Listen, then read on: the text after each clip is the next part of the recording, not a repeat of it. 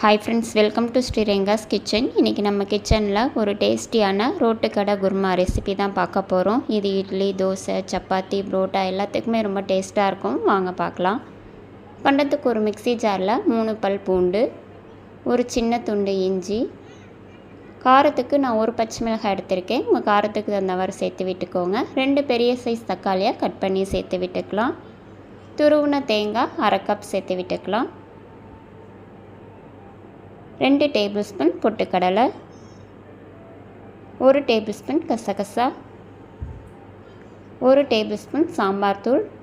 நீங்கள் தனி மிளகாத்தூள் சேர்க்குற மாதிரி இருந்தால் 1 டேபிள் ஸ்பூன் வர கொத்தமல்லி தூளும் சேர்த்து விட்டுக்கோங்க. இப்போ இது கூட 1/2 table spoon garam masala, 1 table spoon சோம்பு, கூடவே கொஞ்சம் புதினா இலையை வாஷ் பண்ணி சேர்த்து விட்டுக்கோங்க. இப்போ இது கூட கொஞ்சமாக தண்ணி சேர்த்து இதை நல்லா நைஸாக அரைச்சி எடுத்துகிட்டு வந்துடலாம். இந்த மாதிரி நல்லா நைஸாக அரைச்சி எடுத்து வச்சுக்கோங்க.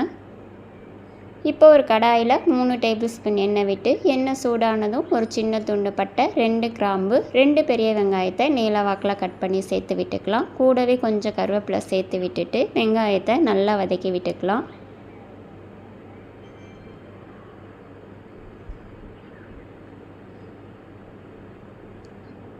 வெங்காயத்தை நல்லா வதக்கி விட்டுக்கோங்க. அப்போ தான் உங்களுக்கு நல்ல டேஸ்ட் கொடுக்கும்.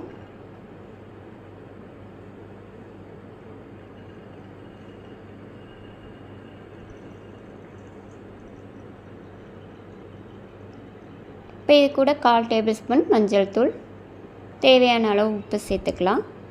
இப்போ நம்ம அரைச்சி எடுத்து வச்ச பேஸ்ட்டை இதோடு சேர்த்து விட்டுட்டு மிக்ஸி ஜார் அலசி தேவையான அளவு தண்ணி சேர்த்து விட்டுக்கலாம். தண்ணி கொஞ்சம் அதிகமாகவே சேர்த்து விட்டுக்கோங்க. இப்போ இது எல்லாத்தையுமே ஒரு தடவை நல்லா கலந்து விட்டுக்கலாம்.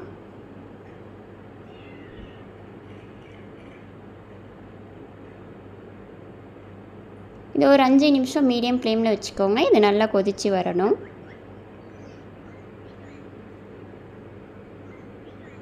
இப்போ பாருங்கள், 5 நிமிஷம் போல் ஆகிருக்கு. நல்லா கொதித்து வருது. இந்த ஸ்டேஜில் இது கூட பொடியாக நறுக்குனா கொத்தமல்லி இலை கொஞ்சம் சேர்த்து விட்டுக்கலாம். இப்போ ஒரு தடவை நல்லா கலந்து விட்டுக்கோங்க. அவ்வளோதான், நம்மளோட ரோட்டு கடை குருமா நல்லா வாசமாக சூப்பராக ரெடி ஆகிடுச்சு. இப்போ நம்ம அடுப்பை ஆஃப் பண்ணிடலாம். நீங்களும் இதே மாதிரி உங்கள் வீட்டில் ரோட்டு கடை குருமாவை ட்ரை பண்ணி பாருங்கள். நான் இன்றைக்கி இட்லியோடு சாப்பிட போகிறேன். உங்களுக்கு இந்த வீடியோ பிடிச்சிருந்தா ப்ளீஸ் லைக் பண்ணுங்கள், ஷேர் பண்ணுங்கள், கமெண்ட் பண்ணுங்கள். மறக்காமல் சப்ஸ்கிரைப் பண்ணுங்கள். பெல் ஐக்கான ஆல் பட்டனை கிளிக் பண்ணுங்கள். தேங்க்யூ ஃபார் வாட்சிங்.